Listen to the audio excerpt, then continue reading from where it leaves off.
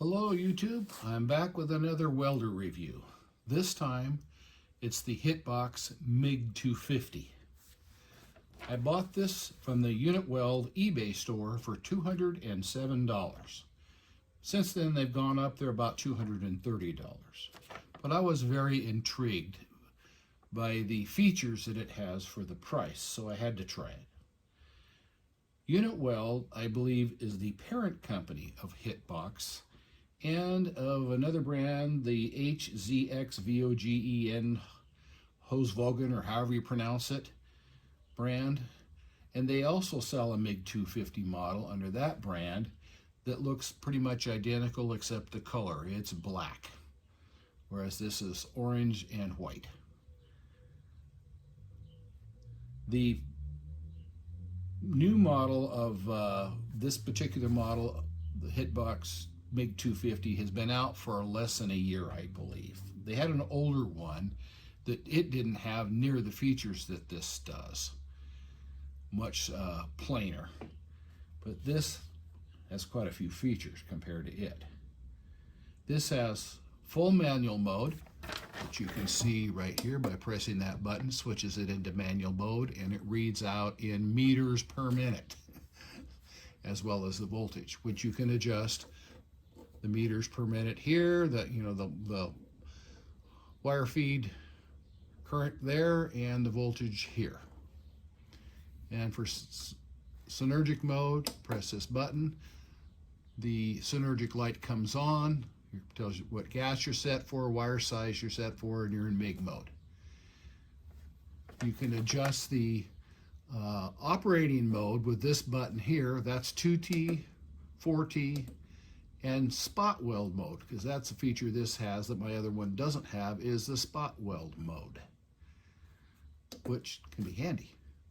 If you don't know what 2T and 4T is, 2T is normal, pull the trigger, it welds, let go, it stops. 4T is you pull the trigger and let go, and it continues to weld till you pull the trigger another time. This is where you set your wire diameter. It goes from 0.6 millimeter to 1 millimeter for synergic mode operations. This is the mode control here, where you control whether it's MIG, stick, and TIG. So, and then this button up here is where, well, let's see, let's get to the spot weld mode. And this is where you can set the duration of your spot weld. Goes to 1/10 of a second up to 5 seconds. Let's get back to normal here. You can adjust the, in the synergic mode, you can adjust the voltage up and down, minus 3 volts or plus 3 volts with that knob there from the suggested synergic setting. Interesting thing is that this pointer on here doesn't really mean anything. This knob just turns continuously, there's no stop to it, so it can be anywhere. So that pointer really doesn't mean anything. Same way with the current pointer that turns around several rotations to go through the entire range, and so the pointer doesn't mean much. You can see this is maxed out on synergic MIG with 180 amps. And this is your inductance setting, and the pointer on that does indicate your setting. It only goes, from there to there, and that pointer tells you where you are in the range. I've got it set up fairly high because I use straight CO2 gas, and it's my understanding that when running straight CO2, it helps to have the inductance turned up. And my limited testing has kind of borne that out. So I think that seems to be pretty good.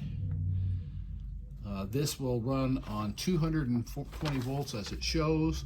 Well, I don't know if you can see it. There's a light there that's above my finger. I don't know if you can see, it's not lit, that says 110 volts. So you can run it, it'll run on either 110 or 220. And there's another light. Let's see if I can show you two things at once. It has memories where you can store different settings and different functions. And I'm not finding the one I'm looking for. I thought I had it stored in here. but apparently I don't. This memory business, I haven't quite figured it out yet. I've been able to put a couple of things in memory, and then go back to them, but I can't exactly remember how I did it. The book tells you that basically it just remembers the last thing you did, but I don't really understand it. If somebody can figure that out, put it in the comments section, how to use that, I would appreciate it, because I don't understand from what the manual says, and I haven't been able to fully figure out how it does that. But it has 10 memories, I believe, that you can store settings in, but I'm not completely sure how to do that. In the stick mode, let's go over to stick. On 220 volt, it goes up to 180 amps. But I have not been able to get quite that out of it. I got more like 170 amps out of it. But that's still plenty. You should be able to run 532nd, 7018 with that. So that's still pretty good. And you can see the voltage reads, and if it's in the VRD mode, which I'll show you here in a minute, if I can remember exactly how to do that, it'll show the voltage drops to like 15 something or other when you're in the VRD mode. In fact, let's try that right now. In order to do that, you turn the welder off. It takes a few seconds for it to actually go off completely. Don't fully understand it. Okay, now before you turn it on, you press and hold this operation button. Hold that in, turn it on. And when the P1 comes up, you're in the parameter mode, and you're looking at the different parameters here. You notice the fan came on, it'll shut off in a few seconds. Okay, P3 is the VRD mode, so I've turned it to 1, which means on, and then to store that, you hit the synth button, and then if you go to P6, that's your hot start setting. The default is 400 milliseconds. I'm going to turn it all the way up to 999. That stores it, and that exits it. And now you notice the VRD light is on. We're in the VRD mode, and we're down to like 15 volts.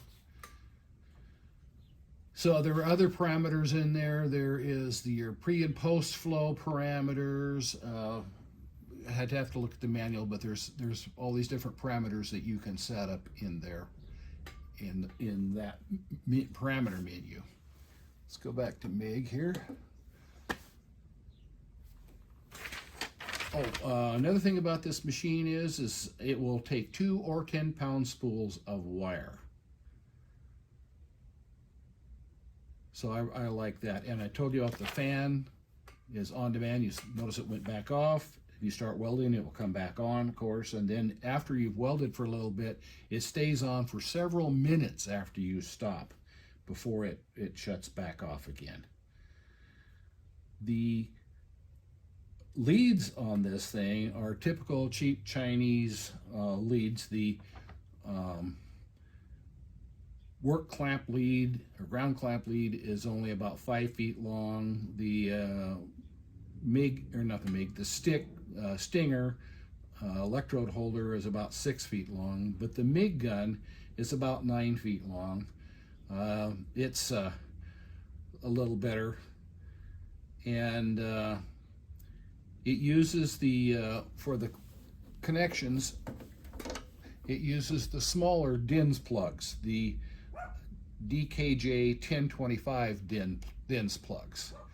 Like I said, they're kind of short, but you can make up your own leads. I did. I made up my own 25-foot stick leads using much better wire and better work clamp and electrode holder.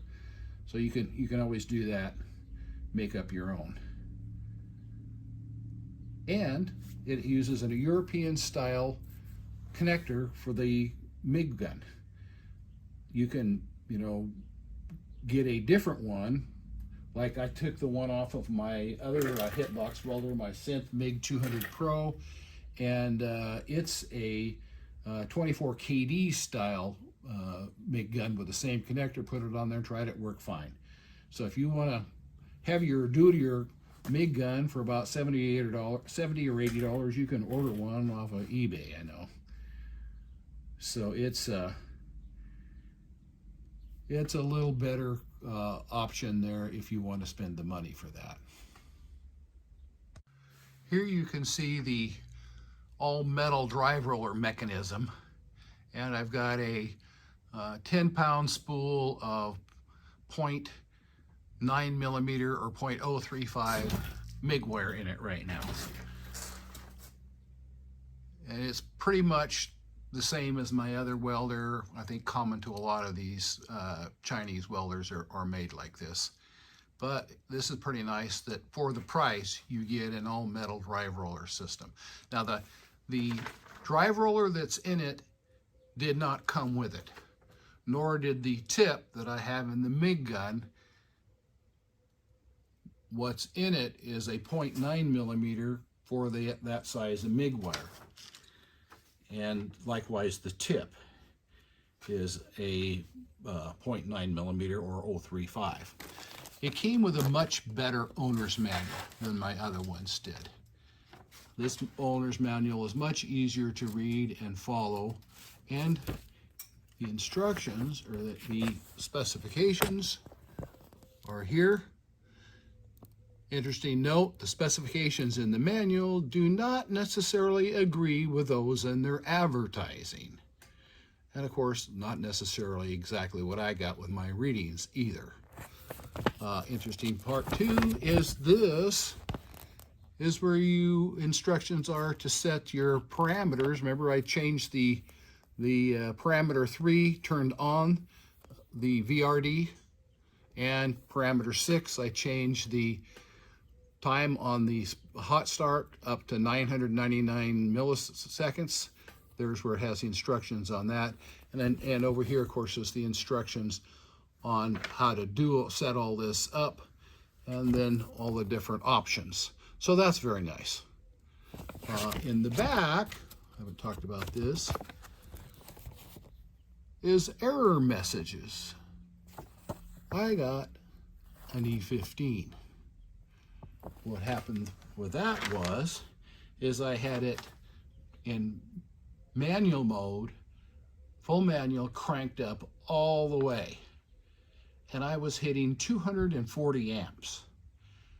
But that overloaded it, and I got the E15 message, which means power limitation protection. So that's actually a good thing, that it shuts it off rather than burning up the welder.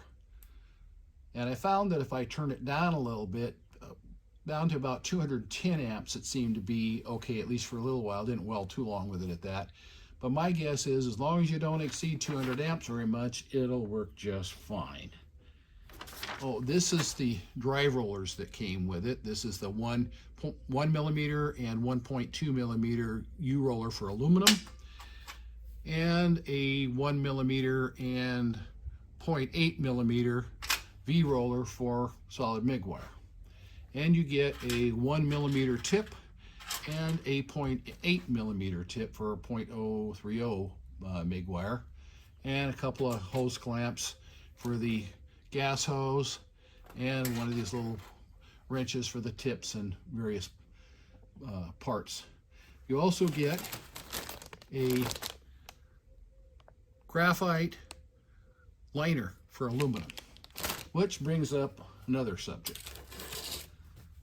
I don't know why they give you one of these U rollers and not a knurled roller for flux core wire. In my never to be humble opinion, they should give you a 0.8 millimeter and 0.9 millimeter knurled roller for flux core wire, because most people buying this machine are probably going to be starting out with flux core wire. Flux core wire is a good process, nothing wrong with it. It has its distinct advantages. And most beginners, I think, start out that way.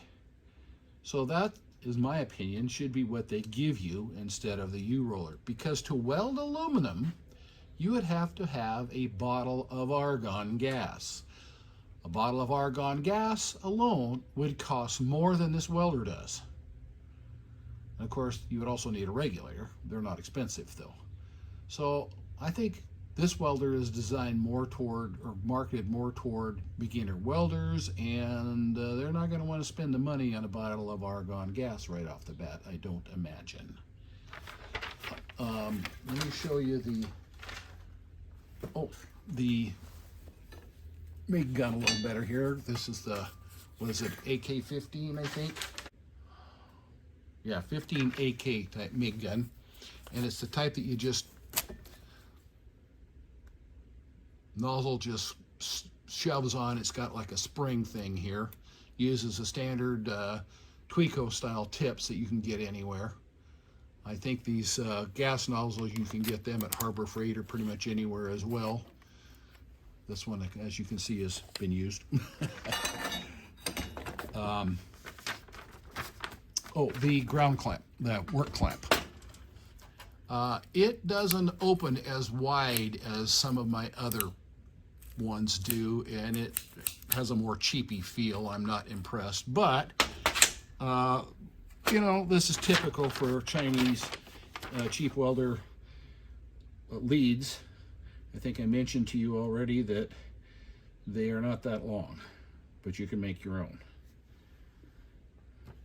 And talking about, I don't know if you watched my other YouTube videos, but as I said, this comes with a 0.8 and a 1mm wire for MIG, or roller for MIG wire. And in my previous video, I complained about the fact that all these come with set up for 1mm wire, but you can't get 1mm wire. Well, guess what? I finally found some. I found this on Amazon. 1mm ER70S-6 MIG wire. I finally found some. I just got this, haven't had a chance to try it, but up until I found this a few days ago, or you know, maybe I ordered a week, you know, it takes a week to get anything from Amazon these days. Up until I found this, I could not find anywhere that you could get 1mm MIG wire in a roll that would fit in one of these machines, unless you are willing to pay the shipping from either Australia or England, which is substantial. But now you can get it. I haven't tried it, but we'll do that one of these days. So that's kind of cool. In doing my testing with a clamp-on ammeter, the welder, when it's set to 180 amps on Synergic, puts out closer to 200. It seems to put out, on the high end, it seems to put out a little higher than what it says on MIG welding anyway. And on the low end, it seems to put out a little less than what it says. It reads, the display on the front of it will actually read your current and voltage while you're welding, but it's off a little bit from what my clamp-on ammeter says. Oh, another interesting point you should know is that when you run this thing on 120 volts and you max out the MIG setting on 120 volts, it will put out about 140 amps, according to my clamp-on ammeter. But in doing so, it draws about 50 amps from the wall socket. So that means you're not going to be able to weld for very long without tripping the circuit breaker. It will go down to about, in a Synergic mode, in 0.6mm wire with mixed gas, it goes down to 35 amps. In the manual mode, they say 30 amps. I think you can get it down a little lower than that even. In the stick mode, on 240 volts, I got it up, set it up to, goes up to 180 amps, and I read more like 170 amps. It maxed out. On 120 volts, I got about 120 amps maxed out. But again, I was drawing about 45 amps from the wall socket, which means you're not going to be able to weld for real long at that rate. This machine, by the way, is very similar to another one that Hitbox makes. They sell one they call a Hitbox 200. And it looks very similar, except the Hitbox 200 has a socket for a spool gun. This one does not. And the MiG 200 is more expensive. It's about $80 more money. Beyond that, it seems quite similar anyway. And another interesting coincidence is that the MiG 200 model looks almost identical to the Arc Captain MiG 200. It's a little fancier. The Arc Captain is fancier looking, has fancier colors on it and that kind of stuff. But the display on it looks pretty much the same. The manual looks pretty much the same, instruction manual. I downloaded that. And it looks very similar, but the Hitbox version is about $300. The Arc Captain is about $500. Now the Arc Captain does come with more consumables and longer leads. So, you know, it might be worth it for the extra money to go with an Arc Captain, but, you know, I'm basically cheap. So, I was just intrigued by what this thing would really do for that price. You know, intrigued me, and I am pleasantly surprised. It does very well for that price. I think it has a lot of features and power for the price. So it's just, you know, for the DIYer hobbyist welder that maybe is just starting out, I think for this price you get a lot of welder. Just have to keep in mind it's, you know, got short, cheap leads. It does have features that my other Synth MiG 200 Pro that I did the other videos on do not have. It has a spot weld mode. My MiG 200 Pro does not have that. It has hot start. My MiG 200 Pro does not have that. The MiG 200 Pro does have capability of taking a spool gun, whereas this does not. The MiG 200 Pro also is more automatic in that you tell it the thickness of the metal and it determines what your current setting should be automatically. So, you know, it's a trade-off. Oh, this is something else that you get with it that I don't like, is you get one of these 240 to 120 volt adapters like this. And I talked about this on my other video with the MiG 200 Pro. It should, in my never to be humble opinion, it should be the other way around. It should come with a 240 volt plug on it with an adapter to 120. And I talked about that in the other video. But at any rate, again, I still think it's an excellent value for the money. If you have any questions, feel free to leave them in the comment section and I will try to answer them. And if anybody is more familiar with this than me, enlighten me on how to use the memories in this thing, and let me know of any other thoughts you have. Have a good day.